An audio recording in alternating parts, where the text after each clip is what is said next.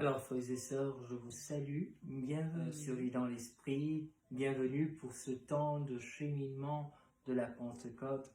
Merci de cheminer avec nous, de prendre le temps de réasseoir les bases de la foi. Et merci au frère Amos, merci à l'abbé Stéphane qui prennent le temps de nous instruire durant ce temps. Alors, je voudrais qu'on puisse tranquillement, avec beaucoup de confiance en Dieu, beaucoup d'abandon aussi à l'Esprit Saint, à demander qu'il nous éclaire, qu'il soit avec nous pour ce temps de cheminement, que la puissance de l'Esprit Saint soit avec nous, que la puissance de cet Esprit qui est lumière et vérité nous habite, et que je puisse être pour vous un meilleur canal pour transmettre ce que Dieu va déposer comme inspiration et comme vérité à partager durant ce moment. Et qu'il éloigne de nous toute distraction, mais qu'il nous plonge et nous conduise dans une dimension de vie spirituelle encore plus profonde pour la plus grande gloire de son nom et le salut de notre monde, de notre humanité. Au nom de Jésus, j'ai prié. Amen. Alors, comme ça, nous remercions le frère Amos qui a comme vraiment ouvert ce temps de cheminement à travers le thème comment lire la Bible, comment lire la Bible. Et dans sa présentation de ce thème, il a commencé par nous faire réaliser que la parole n'est pas d'abord scripturaire, mais que le logos, le verbe de Dieu, dont la préexistence est avant notre temps et notre ère et notre existence, se veut plus grande encore que le caractère juste scripturaire de la Bible. Il est vraiment Dieu et il est Fils de Dieu qui est venu sur s'incarner dans notre monde. Et on sait qu'il avait c'était comme appuyé sur le prologue de Saint Jean, Jean chapitre 1, et tout en nous faisant comprendre aussi la valeur du caractère scripturel des Écritures, pour lequel il nous faisait noter ou relever le fait que c'est seulement dans la lumière de l'Esprit Saint que nous pouvons avoir une meilleure compréhension de la parole. Et comme ça, il nous invitait à ne point interpréter la parole si nous ne sommes pas inspirés et si notre interprétation ne cadre pas avec la tradition de l'Église. Ce que moi, comme nous sommes suivis dans l'esprit avec des catholiques et des frères protestants évangéliques, nous allons dire si notre interprétation ne cadre pas avec ce que nos anciens ont dit, ce que Dieu a dit à travers nos anciens, et ce que nous disons s'il y a contradiction, ben, il y a problème quelque part. Alors, se référer toujours à la tradition, il y a 2000 ans d'histoire et bien plus encore, donc qui doit nous guider et nous éclairer dans notre compréhension et dans notre interprétation de la parole de Dieu. Autrement dit, Dieu dit les mêmes choses, peut-être qu'il ne les dit pas avec les mêmes mots, mais la vérité reste la même. Voilà. Alors, merci frère Amos, j'espère que je n'ai pas trop écorché ce que tu as présenté comme enseignement. Mais moi, aujourd'hui, j'ai pour responsabilité de toucher le thème la Bible et la prière. La Bible et la prière. Alors, tout de suite, vous allez me dire, mais oui, Bible et prière, c'est quoi le rapport? C'est quoi le rapport? Y aurait-il vraiment un rapport entre la Bible et la prière, ou en quoi la Bible peut nous être utile en matière de prière?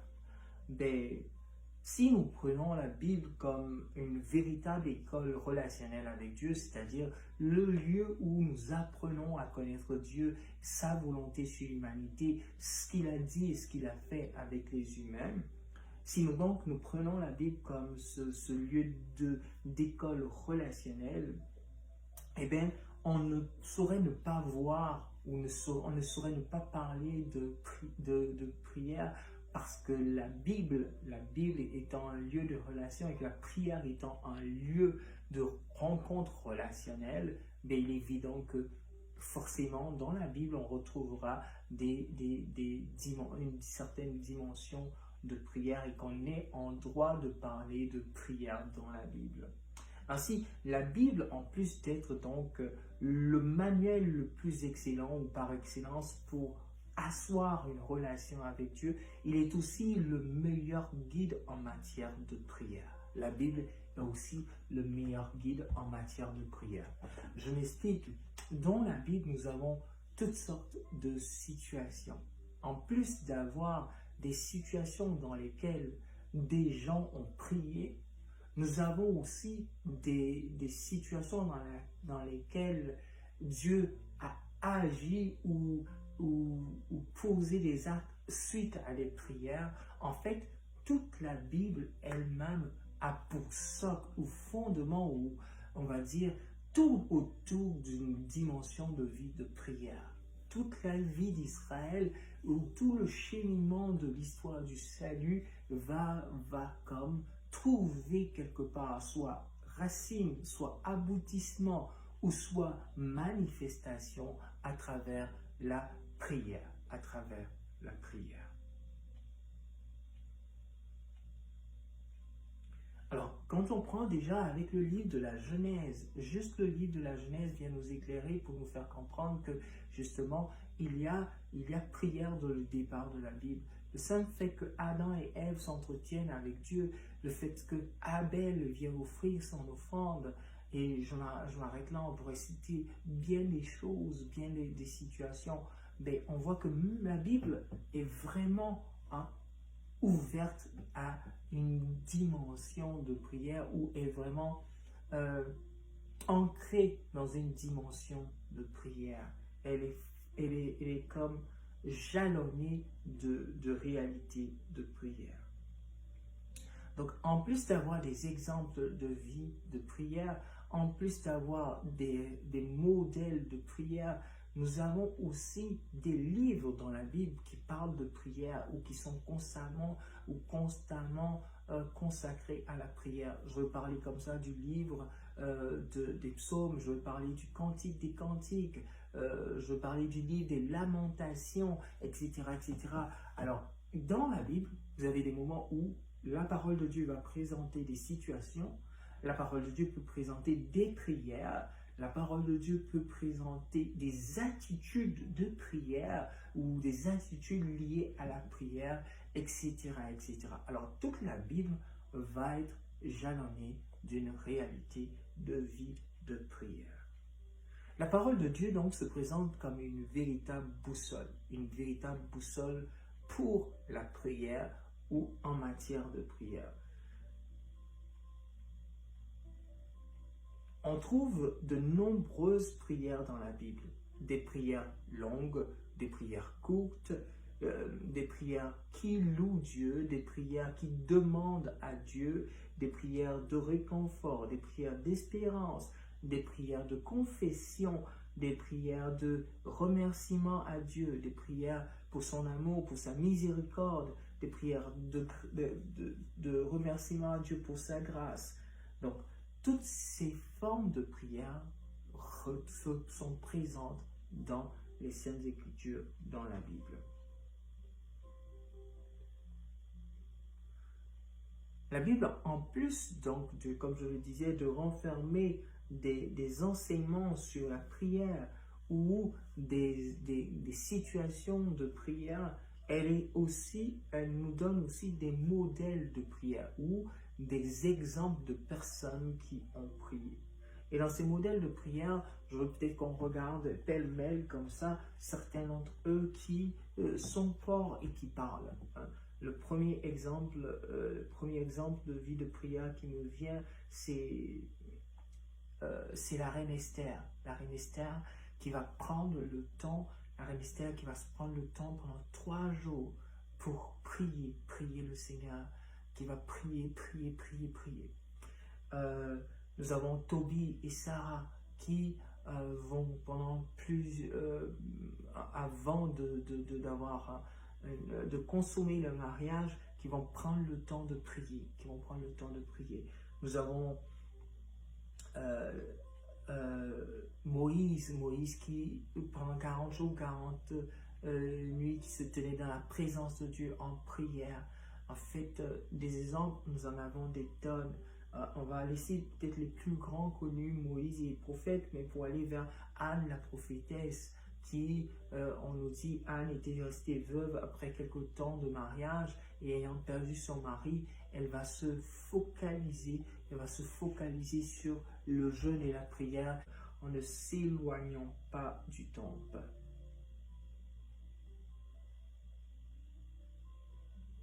On retrouve aussi comme ça la prière de la syrophénicienne, la dame syrophénicienne, et on a vraiment toutes sortes de cas. On peut en citer des tonnes, des tonnes, des tonnes, des tonnes. Hein. On a la prière de Bartimée, ô fils de David, aie pitié de moi. C'est une prière assez courte, mais on voit même Jésus lui-même qui est en prière. En ce qui concerne Jésus, nous allons revenir un peu plus tard, tout à l'heure, tout au long de notre enseignement. Nous allons revenir pour redécouvrir qu'est-ce que Jésus dit ou qu'est-ce que Jésus propose. De tous les exemples de vie de prière, de tous ces modèles de prière qu'on a dans la Bible, et on en a juste vu quelques-uns, et comme je disais, ils sont assez nombreux.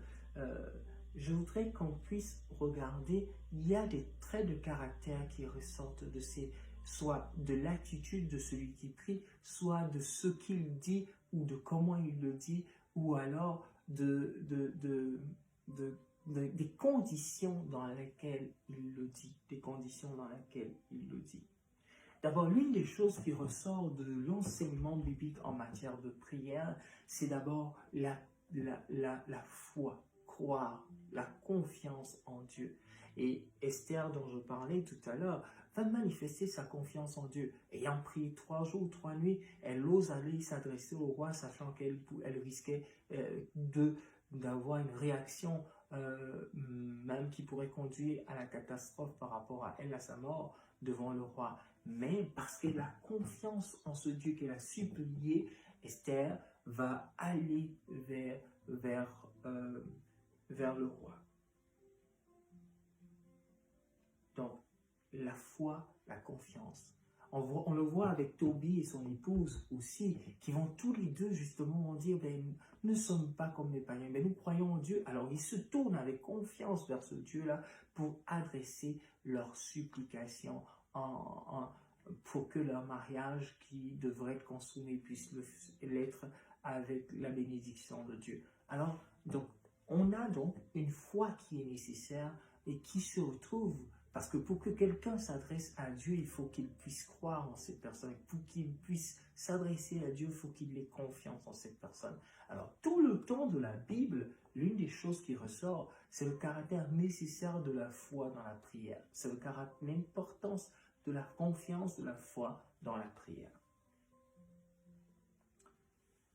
Quelque chose d'autre qui est, donc, foi, confiance, il y a aussi l'humilité. L'humilité qui est fondamentale. On va le voir à plusieurs reprises dans la Bible. Le Seigneur va agir à cause de l'humilité, de la foi ou de l'humilité. Je prends l'exemple, par exemple, du publicain et du pharisien. On a vu l'exemple de la syrophénicienne, oui, mais aussi le publicain et le pharisien au chapitre 18 de l'évangile de Saint Luc, qui vient se présenter devant le Seigneur, et tous les deux ils viennent devant le Seigneur, et là le pharisien se tape la poitrine pour dire je ne suis pas comme, je ne suis pas ceci, je ne suis pas cela. Et là finalement pour lui, malheureusement pour lui, il finit par perdre. Il finit par perdre son état de juste pour devenir injuste. Et par contre, l'autre, on nous dit qu'il n'osait même pas lever les yeux vers le ciel, qu'il reconnaissait son état de pécheur. Quand il sort de la présence de Dieu, il devient le juste. il retrouve sa dignité d'enfant de Dieu. Il est rétabli dans ses droits d'enfant de Dieu. Alors, l'humilité qui se veut fondamentale et nécessaire dans la vie de prière, c'est ce que nous présente, en tout cas, en tout point de vue, la Bible.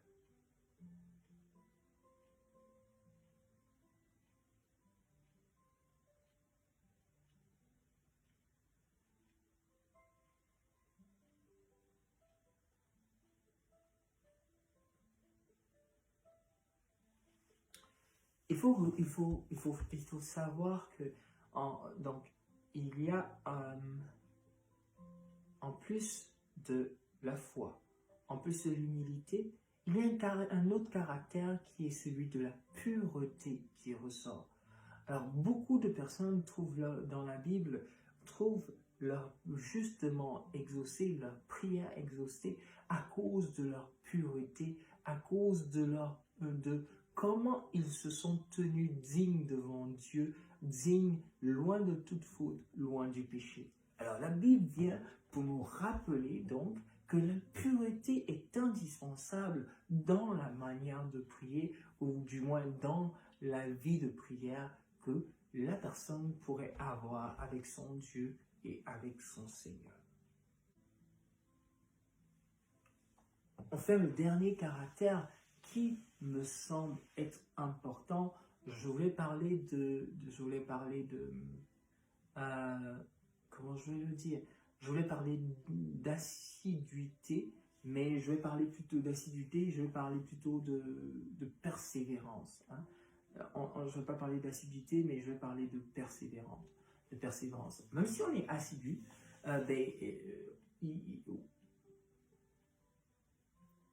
on a besoin de continuer malgré tout. Donc, toute la Bible nous montre des modèles de persévérance dans la foi et dans la prière. De persévérance dans la foi et dans la prière. C'est un autre aspect de mon enseignement. La Bible décrit plusieurs types de prières. Elle décrit plusieurs types de prières. On ne va pas s'attarder vraiment sur tous les types de prières, mais avec Saint Paul, on va essayer de regarder qu'est-ce qu'il dit de ces types de prières. Alors, donc, en 1 Timothée 2 et 1, donc Paul dit ceci et dit ceci. J'encourage donc avant tout à faire des demandes, donc prières de demande, des prières, des supplications, des prières de reconnaissance pour les hommes.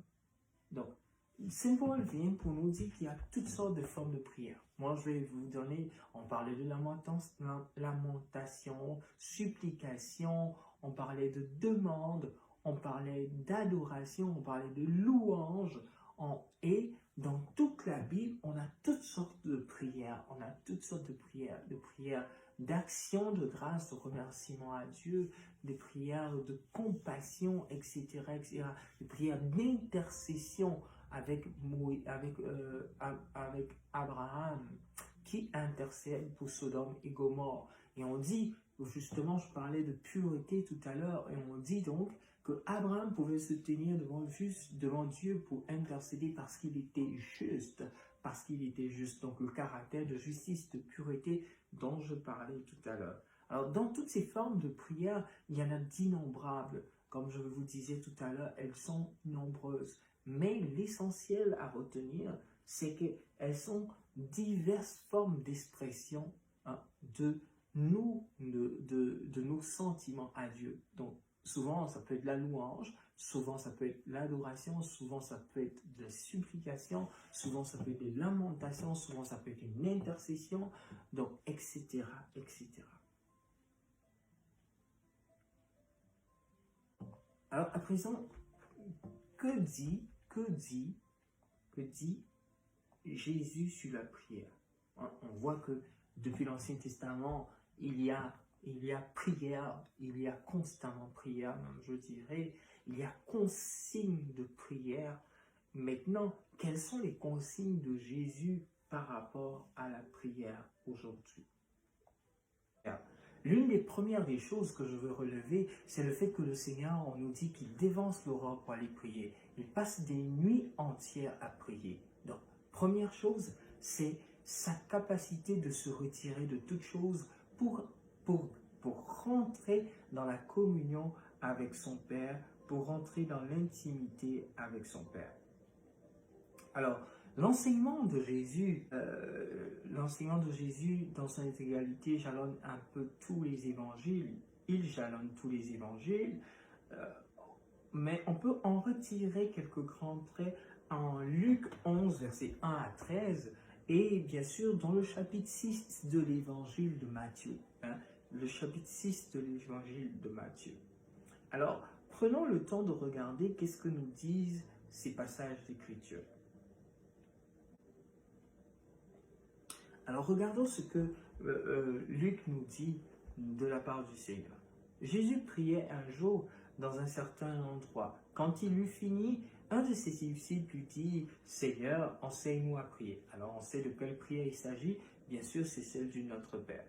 Jean l'a enseigné à ses disciples. Alors, quand vous priez, dites, il dit, dites, Notre Père, Notre Père. Donc, déjà, l'une des choses que Jésus fait après nous avoir montré le caractère nécessaire de la prière, donc la nécessité de prier, il vient pour nous montrer une dimension assez fondamentale. Tu ne pries pas n'importe qui, tu pries en ton Père, notre Père. Et alors quand il dit, quand vous priez, dites notre Père. En comparaison avec ces passages d'écriture, donc dans le passage de Gethsémani, Matthieu 26, 38, on voit que Jésus commence par dire, on dit il s'éloigne, donc comme il donne comme consigne, il s'éloigne, et puis là il se met à prier, donc il commence à dire des paroles.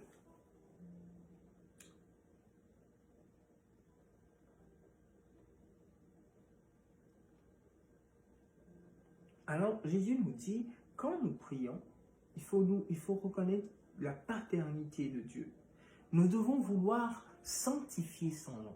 Donc c'est ce que cette belle prière, qui est la prière par excellence, nous dit. Nous devons vouloir que son nom soit respecté et que le règne de Dieu vienne. Nous voulons vouloir que sa volonté soit faite donc, dans le monde physique comme dans le monde spirituel. Nous devons rechercher le pardon de nos péchés. Et je le disais, se tenir pur devant Dieu. Nous devons éviter le mal.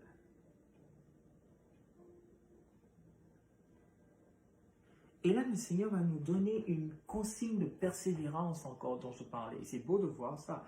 Il dit encore, supposons que l'un de vous ait un ami qui aille le trouver au milieu de la nuit et il pour lui dire, mon ami, prête-moi 3 pains, car un de mes amis est arrivé de voyage chez moi et je n'ai rien à lui offrir. Et il dit, supposons donc que l'autre de l'extérieur dit, je n'ai pas le temps et tout. Mais il dit, finalement, l'autre va se relever à cause du sans-gêne et de la persévérance de l'autre. Alors, c'est pour nous parler de la nécessité de persévérer.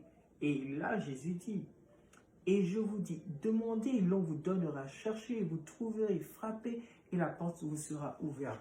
Alors, Jésus nous donne une consigne de ne pas abandonner, mais de faire confiance justement à la possibilité ou aux possibilités d'exaucement que Dieu met à notre portée ou nous accorde, on va dire, qui se dessine devant nous. Et il continue pour dire, il y a une partie qui est très importante.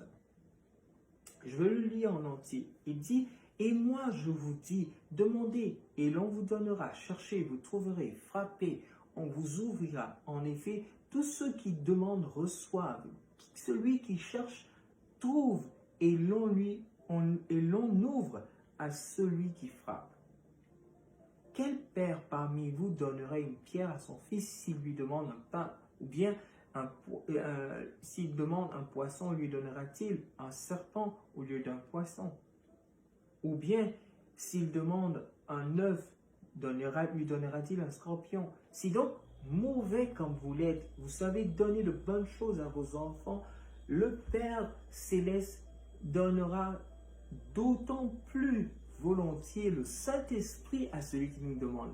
Là, il y a une grande révélation en matière de prière, une grande consigne en matière de prière. Jésus dit donc, la plus grande chose qu'on puisse demander à Dieu, qu'il ne va pas hésiter à nous donner, c'est le Saint-Esprit. Donc, si nous demandons le Saint-Esprit, le Seigneur n'hésitera pas à nous donner ce Saint-Esprit que nous demandons. Alors, prendre le temps de savoir que même Jésus, qui était Fils de Dieu, nous propose certaines consignes de prière. En Matthieu 6, on va voir encore d'autres consignes de prière.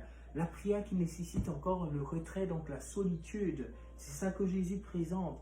Et dit donc, il dit, quand tu pries, entre dans ta chambre. Et on dit que Jésus, il sortait de la ville et au point où ses disciples le cherchaient. Donc, il partait dans un lieu reculé pour prier. Donc, quand tu pries, entre dans ta chambre, ferme ta porte et prie ton Père qui est là dans le secret. Et ton Père qui te voit dans le secret te le revaudra. Ton Père qui te voit dans le secret te le revaudra. Le caractère d'intimité qui doit exister entre nous et tous ceux qui prient.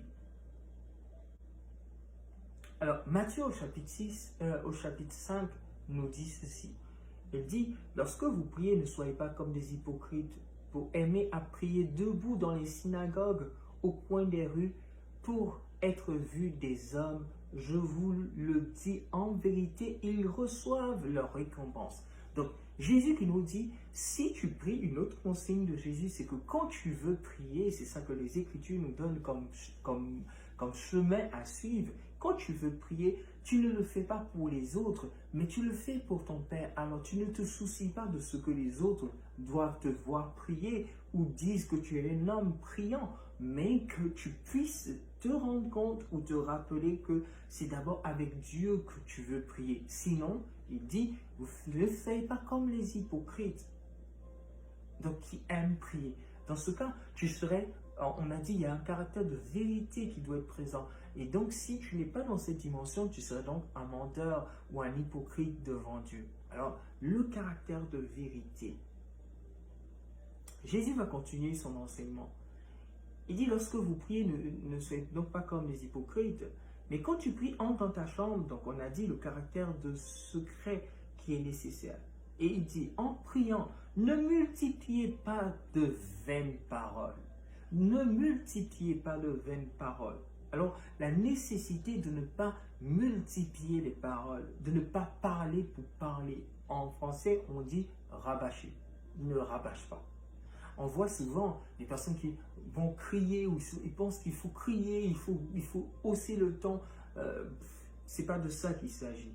Il dit, en priant, ne multipliez pas de vaines paroles comme les païens. Comme les païens. Donc ça veut dire que si tu rabâches, quelque part tu es un païen, tu ressembles aux païens, qui s'imaginent qu'à force de paroles, ils seront exaucés. Là, Jésus vient nous donner une dimension encore plus grande de cette réalité de vie de prière. Il te dit en fait que ton exaucement n'est pas lié à tes paroles, n'est pas lié à tes paroles. C'est pas parce que tu parles parole que tu seras exaucé. Il dit, ne leur ressemblez pas. Et il continue par dire donc, car votre Père sait de quoi vous avez besoin avant même que vous lui demandiez. Donc Jésus dit, quand tu rentres dans la prière, rappelle-toi que Dieu sait de quoi tu as besoin. Peut-être que tu peux juste le formuler, mais tu ne dois pas rabâcher. Ou que peut-être que tu dois juste le présenter, mais tu ne peux pas ou tu ne dois pas rabâcher. Car Dieu sait ce dont tu as besoin. Il dit donc, voici comment vous devriez prier. Et là, il nous redonne cette prière du Notre Père, cette merveilleuse prière du Notre Père. Alors, prenons le temps de laisser le Seigneur asseoir une véritable dynamique de prière. Donc, quand nous parcourons les Écritures, soyons ceux qui sont capables d'aller chercher, on va dire, des expériences parlantes de la vie de foi de nos prédécesseurs, ou de l'enseignement de Jésus, ou même dans quelqu'un d'autre qui nous parle de prière. Beaucoup de prières, c'est Saint Paul. Je ne peux pas, avec le temps qui nous est imparti, je ne veux pas vraiment être long, je ne peux pas, avec le temps qui nous est imparti, aller toucher aux lettres pauliniennes, mais c'est sûr que Saint Paul aussi présente dans les Écritures toute une dynamique de prière toute une dimension de vie de prière. Alors, voilà. Je pense que le Notre Père est un guide et les enseignements dans le chapitre 6 de Matthieu est un bel exemple de ce que Jésus dit de la parole de Dieu. Mais c'est sûr que dans les évangiles, on va retrouver plusieurs bouts de ce que Jésus a dit ou a prononcé en matière de parole. Voilà. Alors, je veux vous inviter donc quelque part à apprendre à laisser cette parole-là vous guider. Je vais terminer, c'est bon que je me rappelle de ça, merci Seigneur. Je ne vais pas terminer sans parler des psaumes. Oui, les psaumes. Les psaumes, je disais que dans la Bible, il y a des livres de prière, des livres qui nous invitent à prier ou qui sont des prières. Alors, dans ces livres-là, l'un des plus vivants et des plus efficaces qui assume toutes les conditions de vie de prière, c'est vraiment ça, c'est les psaumes, c'est le psautier. Dans le psautier, vous avez environ 150 psaumes, comme on dit, mais qui passent à travers toutes les émotions de la vie humaine. Quand tu es malade, un psaume peut dire ton état. Quand tu es fatigué, un psaume peut dire ton état. Comme le cerf altéré cherche l'eau vive, ainsi mon âme te cherche toi, mon Dieu. Donc quand tu as péché, un psaume peut te dire ton état, pitié, pitié, mon Dieu, dans ton amour, selon ta grande miséricorde, efface mon péché, hein, lave-moi de ma faute, purifie-moi de mon offense. Alors, dans chaque psaume, il y a un esprit, il y a une dimension de vie de prière qui est présente. Et donc, le psautier étant riche, les psaumes sont le meilleur moyen de pouvoir entrer dans une dimension de vie de prière. Et moi, ce que je dirais, c'est-à-dire que dans le psaume, c'est David et le maître de liturgie qui ont établi les psaumes dans le maître du chœur au temple, qui ont établi les psaumes dans la majeure partie. On dit que Salomon aussi aurait établi certains d'eux, mais bon, peu importe, ce que je veux dire, c'est cette nécessité de te nourrir de ce que cette parole de Dieu, de la Bible, qui te présente des psaumes pour prier, le livre des Lamentations qui te présente des passages pour prier. Alors appuie-toi sur tous ces passages-là et laisse-les guider ton intimité ou ton moment d'intimité. Tu peux même personnaliser ton psaume, te le réapproprier pour qu'il devienne prière personnelle, élevée vers Dieu. Et le psaume aussi, on le voit avec le breviaire, la liturgie des heures. Le psaume est bien sûr l'un des outils de prière communautaire. Tu rejoins la prière de toute l'humanité, tu sanctifies l'humanité à travers le psautier que tu dis ou la liturgie des heures qu'on partage. Alors voilà, le psaume, donc, présent dans la Bible, les psautiers présents dans la Bible, les psaumes présents dans la Bible viennent comme nous enseigner à prier. Donc, si vous laissez les psaumes vous inspirer, vous ne pouvez pas imaginer ce que vous pouvez produire comme prière belle et merveilleuse. Voilà, je m'arrête là. J'ai été assez long quand même, je pense. Et je demande au Seigneur donc de nous bénir. On va élever la voix vers Dieu. Et Seigneur, tu dis dans ta parole que là où 2 ou 3 sont réunis en ton nom, tu es là. Et Seigneur, donc dans ce moment de prière, je m'unis, même si nous ne sommes pas dans les mêmes lieux, mais spirituellement, Seigneur, je m'unis à mes frères et à mes sœurs pour te dire merci pour ce moment de partage, pour te remercier pour chacun d'eux, pour ta parole qui nous nourrit et qui nous éclaire, pour ta parole qui est source de prière et de vie, pour ta parole qui nous fortifie, pour ta parole qui nous bénit, Seigneur, qui nous transforme. Et Seigneur, nous voulons qu'elle soit source de l'inspiration de nos moments de prière. Quand nous rappelons que tu as dit des paroles, Seigneur, nous puissions les utiliser pour nous enfermer, pour nous raffermir dans ta volonté, pour nous asseoir dans ce que tu présentes et dans ce que tu veux. Et Jésus, nous te remercions pour chacun et chacune d'entre nous. Sois béni et sois loué, toi qui es Dieu, qui vis et règne au siècle des siècles. Amen. Alors voilà, dernière chose qui me revient en esprit, c'est justement ça.